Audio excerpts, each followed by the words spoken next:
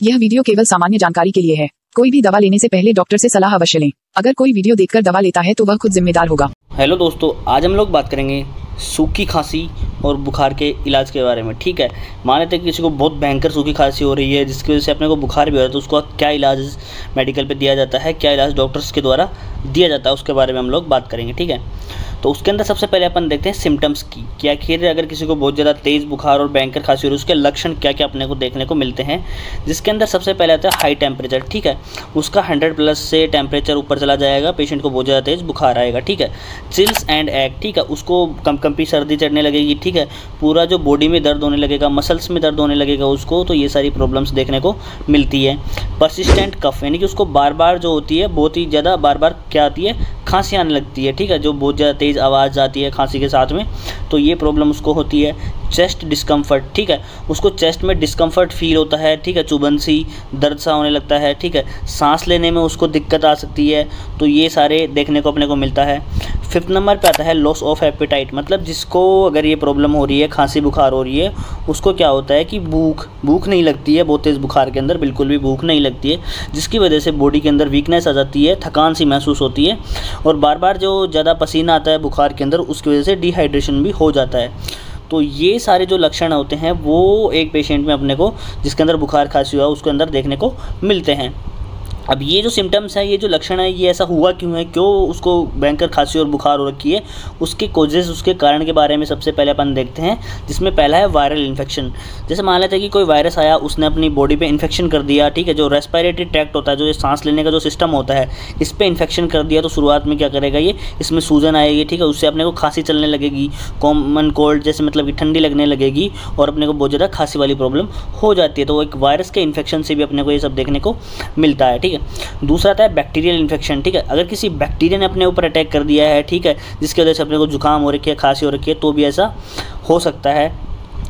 3rd number पे जो बात आती है वो है साइनस इन्फेक्शन। ठीक है, साइनस इन्फेक्शन मतलब कि जो ये डायग्राम जिसमें अपन देख सकते हैं, ये जो साइनसेस है, ठीक है, यहाँ पे क्या होता है, बैक्टीरिया या वायरल का इन्फेक्शन हो जाता है, जिससे क्या होती है, इसकी जो श्लेष्मा झिल्ली जो होती है, इसके ऊपर जो लेयर के ऊपर क्या हो जाती है, स्वेलिंग आ जाती है, सूजन आ जाती है, जिसकी वजह से अपने को नाक में दर्द, ठीक है, और नाक से बार बार पानी बहना, ठीक है, जुकाम, कॉमन कोल्ड जैसी प्रॉब्लम अपने को हो जाती है, और इस वजह से अपने को क्या होता है, बुखार भी चढ़ जाता है, और रेस्पिरेटरी सिस्टम तक अगर इन्फेक्शन पहुँच जाता है अंदर तक, तो उसकी वजह से बहुत ज़्यादा खांसी भी अपने को देखने को मिलती है। ठीक है, तो ये इसका 3rd नंबर का कोज हो गया।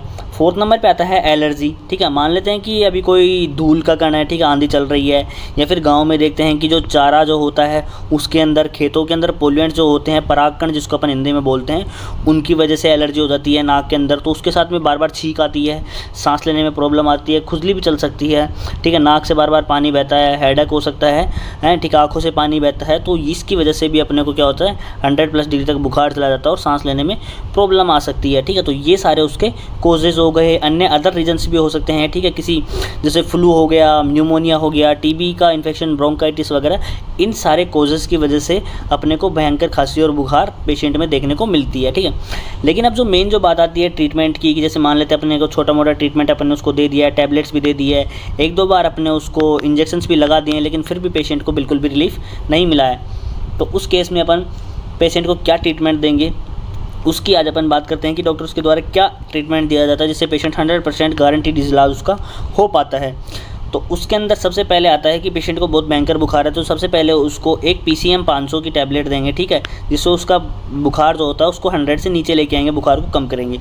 उसके बाद में उसको एक इंजेक्शन लगाया जाता है डाइक्लोफिनेक 3 ml। ठीक है, डाइक्लोफिनेक 3 ml क्या करता है, उसकी बॉडी में जो पूरा जो दर्द हो रहा है, मसल्स में दर्द हो रहा है, उसको कम करता है और बुखार को रिपीटेडली वापस भी नहीं आने देता। ठीक है, तो डाइक्लो 3 ml का इंजेक्शन उसको IM रूट के थ्रू खाना खाने के बाद में दिया जाता है। उसके बाद में 2nd नंबर पे जो इंजेक्शन आता है उसका नाम है एक्यूजोन। ठीक है, जिसके अंदर आता है सेफ्ट्रिएक्सोन। ये 1 ग्राम का इंजेक्शन है। कोई भी एंटीबायोटिक इंजेक्शन लगाने से पहले पेशेंट को AST करना जरूरी है कि कहीं उसको रिएक्शन तो नहीं करता है इंजेक्शन। ठीक है, तो उसमें अपन देखते हैं कि जो अपन ने पहला इंजेक्शन हो गया इसमें सेफ्ट्रिएक्सोन, इसके अंदर दूसरा इंजेक्शन अपने को मिक्स करना है कि पेशेंट को सांस लेने में प्रॉब्लम आ रही है, बार बार उसको खांसी हो रही है, तो उसको ठीक करने के लिए, सांस लेने में प्रॉब्लम ना आए, बार बार उसको खांसी नहीं आए, उसके लिए अपन उसके अंदर 2 ml डेरिफाइलिन इंजेक्शन मिक्स कर देंगे एक्यूजोन 1 ग्राम, जो सेफ्ट्रेक्सोन 1 ग्राम है उसके अंदर, ठीक है। और साथ में 2 ml डेक्सोना जो आता है वो भी अपन उसी इंजेक्शन के अंदर मिक्स कर देंगे, जो कि एक स्टेरॉइड है, ठीक है, जो कि बॉडी के अंदर दर्द को ख़त्म करता है और जो प्रोस्टाग्लैंडिन सिंथेसिस होता है उसको ब्लॉक करता है, जिसकी वजह से अपने को बॉडी में दर्द, थकान ये महसूस नहीं होती है। तो ये तीनों इंजेक्शन मिक्स करके खाना खाने के बाद में IV रूट के थ्रू दिया जाता है, ठीक है। तो ये तीनों इंजेक्शन अगर देंगे तो पेशेंट को बहुत ज़्यादा रिलीफ मिलता है। अब मान लेते हैं कि अपन ने डाइक्लोफेनाक 3 ml दे दिया, ठीक है, एक्यूजोन ये सब अपन लगा चुके हैं, फिर भी पेशेंट को आराम नहीं मिल रहा है, तो अपन इस इंजेक्शन को स्किप करेंगे, ठीक है। जो अपने डाइक्लोफेनाक 3 ml तो अपने को लगाना ही है, लेकिन जो ये एक्यूजोन डेरिफाइलिन डेक्सोना की जगह अपन क्या लगा सकते हैं वो उसके अपन देखते हैं, जिसके अंदर आता है इंजेक्शन अमोक्सी कैल्विनेट 1.2 ग्राम, ठीक है। अमोक्सी कैल्विनेट इंजेक्शन क्या होता है, एक हैवी इंजेक्शन होता है, जो कि कोई भी बैक्टीरिया वायरस अंदर अगर बॉडी के अंदर घुसा है तो उसको 100% उसको किल करके मानेगा, ठीक है। लेकिन ये इंजेक्शन एक हैवी इंजेक्शन है, तो इसको अपन 100 ml की जो NS होती है, ठीक है, उसके अंदर पेशेंट को लगाया जाता है, ताकि पेशेंट को डिस्कम्फर्ट ना हो। और इसका AST करना बहुत ही ज़्यादा ज़रूरी है, कभी भी भूल से इसको डायरेक्टली मत लगाना, AST करना बहुत ज़रूरी है, कहीं पेशेंट को रिएक्शन तो नहीं हो रहा है। उसके बाद में 100 ml NS के अंदर डाल के उसको IV रूट के थ्रू खाना खाने के बाद में पेशेंट को ये दिया जाता है, उसकी खांसी और बुखार को ठीक करने के लिए, ठीक है।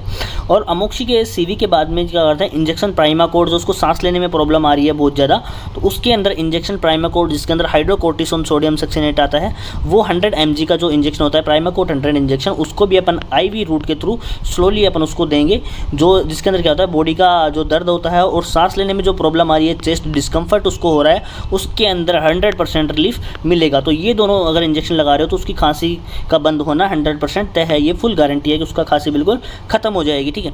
तो ये इंजेक्शन क्या करना है अपने को, ऐसे ही 100 ml NS के अंदर इंजेक्शन अमोक्सी 3 दिन के लिए लगाना है, और इंजेक्शन प्राइमाकोड भी दिन में 3 डेज़ के लिए लगाना होता है, तब जाके उसको कंप्लीट रिलीफ मिल पाएगा, ठीक है। डाइक्लोफेनाक सिर्फ एक बार लगाना है, अमोक्सी 3 दिन के लिए लगाना है, और प्राइमाकोड 100 भी 3 दिन के लिए कंटिन्यूसली लगाना है। अब बात आती है ओरल ट्रीटमेंट की, कि अपन ने इंजेक्शन लगा दी, लेकिन ओरली अपन उसको क्या ट्रीटमेंट दे सकते हैं जिसका बुखार ठीक रहे, बॉडी में दर्द ना हो।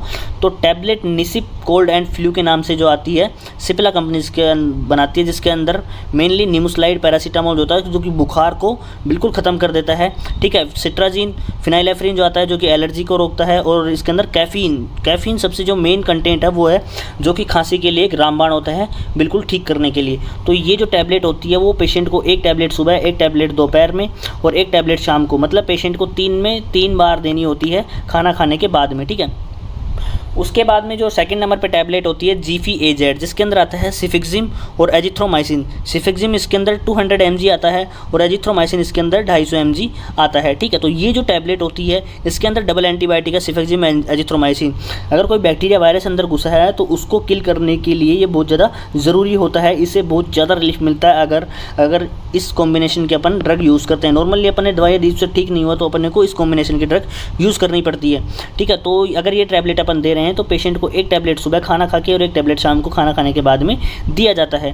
थर्ड नंबर पे जो टैबलेट आती है वो है मोन्टालास्ट FX है, ठीक है, फैक्सोफेनेडिन। इसके अंदर आती है मोन्टेलुकास्ट, फैक्सोफेनेडिन और एसिब्रोफाइलिन, ठीक है, एसिब्रोफाइलिन इसके अंदर आती है, ठीक है।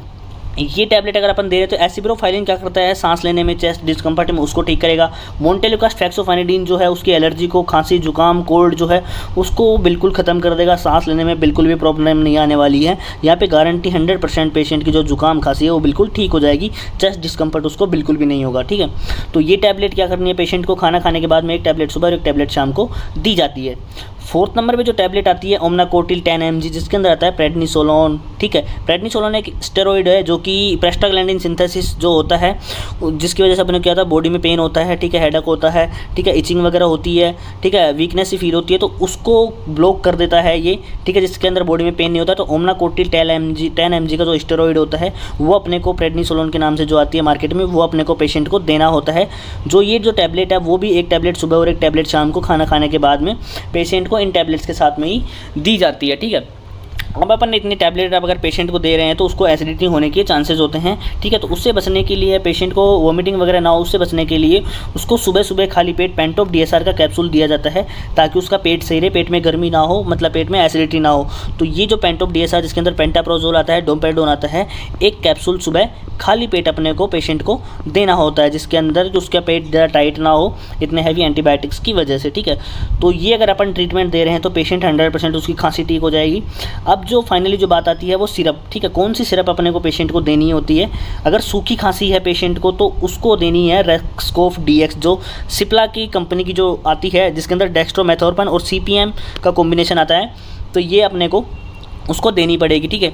तो इसके अंदर अपन बात करते हैं कि ये पेशेंट को 10 ml एक बार में दी जाती है, ठीक है। और ये पेशेंट को सुबह, दोपहर और शाम, दिन में 3 बार ये दवाई अपने को देनी होती है, ये सिरप अपने को पिलानी होती है। एक बार में 10 ml मतलब दिन के अंदर उसको 30 ml सिरप देनी होती है, जब जाके उसकी खांसी बिल्कुल बंद होगी और सांस में बिल्कुल भी दिक्कत नहीं आएगी।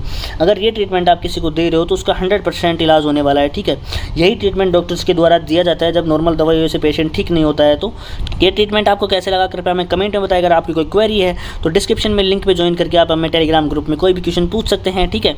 और जो मेन जो बात होती है वो डाइट की होती है कि कभी भी जिसको खांसी जुकाम है उसको ठंडा खाने के लिए मना करना, जैसे छाछ हो गया, दही हो गया, फ्रिज का ठंडा पानी हो गया, कोल्ड ड्रिंक हो गया, ठीक है, घी हो गया, इन सब के लिए आपको मना करना होता है, ठीक है। ठंडा जो नींबू हो गया वो भी पेशेंट को बिल्कुल भी नहीं खाने देना है। पानी पीने के लिए उसको बार बार बोलना है कि आपको बार बार पानी पीना है कि जो बुखार की वजह से जो डिहाइड्रेशन हुआ है वो कंप्लीट हो सके, ठीक है। तो ये जो ट्रीटमेंट अगर आप इस तरीके से अगर पेशेंट को देते हैं 3 दिन के लिए फॉर द 3 days, तो पेशेंट 100% रिकवर हो जाता है, ठीक है।